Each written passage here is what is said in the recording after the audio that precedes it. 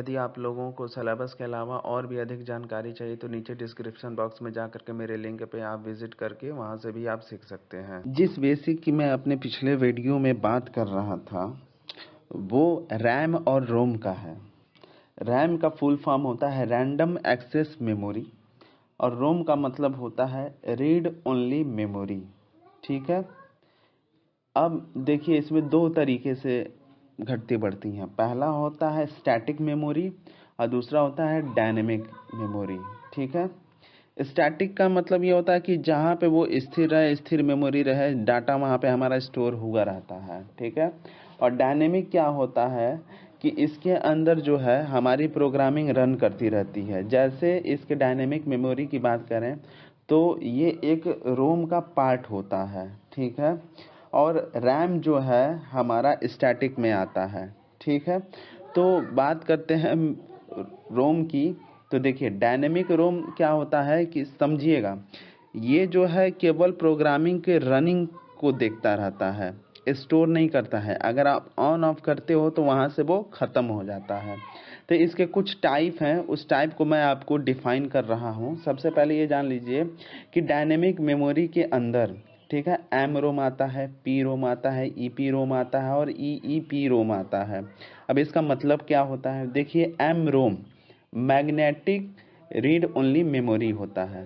इसके अंदर जब हम बिजली की सप्लाई करते हैं, ठीक है, और जो ऑपरेटिंग सिस्टम काम करता है, ठीक है, तो जो इलेक्ट्रॉन्स के वजह से जो उसके अंदर गति होती रहती है, ठीक है, और वो हमारे प्रोग्रामिंग को कोरिलेट करता है किसमें, अपने खुद के सर्किट में, उसी को हम क्या कहते हैं, मैग्नेटिक रीड ओनली मेमोरी।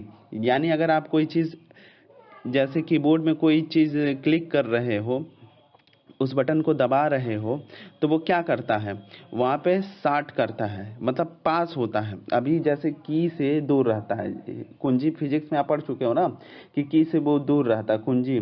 जैसे कुंजी को ऑन ऑफ करते हैं तो बिजली की रफ्तार उसमें जुड़ जाती है और वो दूसरे जगह पे जा करके पास होने लगता है ऑन करते, जैसे पंखे का स्विच ऑन कर रहे हो। ठीक है, तो जैसे कीबोर्ड में आप की का कोई भी बटन दबाते हो तो वो क्या करता है, तुरंत उस पर लगता है और वो मैग्नेटिक रीड की जगह का काम चालू हो जाता है और वो इंडिकेट करता है, उसको रिप्रेजेंट करता है। प्रोग्रामेबल रीड ओनली मेमोरी में क्या होता है कि जब आपके द्वारा की को एंटर किया जाता है और वो हाईलाइट करने लगता है अपने अपने नोटिफिकेशन में, तो जिस फंक्शन पे आप काम करते हो उसी को प्रोग्रामेबल रीड ओनली मेमोरी कहते हैं।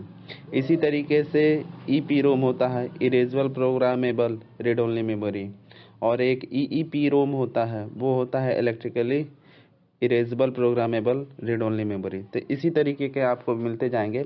फिलहाल तो ये कैड का एक छोटा सा बेसिक इन्फॉर्मेशन है। दूसरा बात करते हैं कंप्यूटर का अनुप्रयोग। ये तो सबको पता है कि अनुप्रयोग किस तरीके से किया जाता है।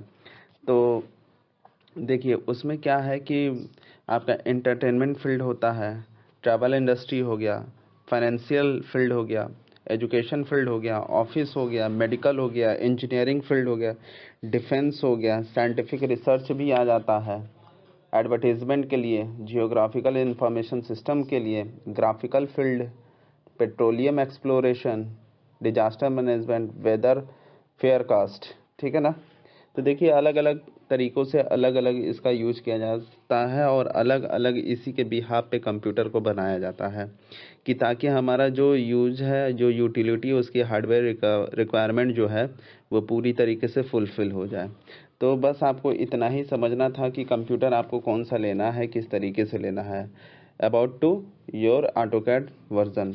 ठीक है ना, तो इन चीज़ों को आप समझ चुके हैं। जब भी आप कंप्यूटर लें या लैपटॉप लें तो उसका सबसे पहले हार्डवेयर रिक्वायरमेंट देखें, क्योंकि आपका पर्पज़ जो है वो क्लियर होना चाहिए कि किस पर्पज़ से आप लैपटॉप को ख़रीद रहे हो, और अगर वो आपकी पर्पज़ अगर उसमें फुलफ़िल हो पाए तभी आप लेना।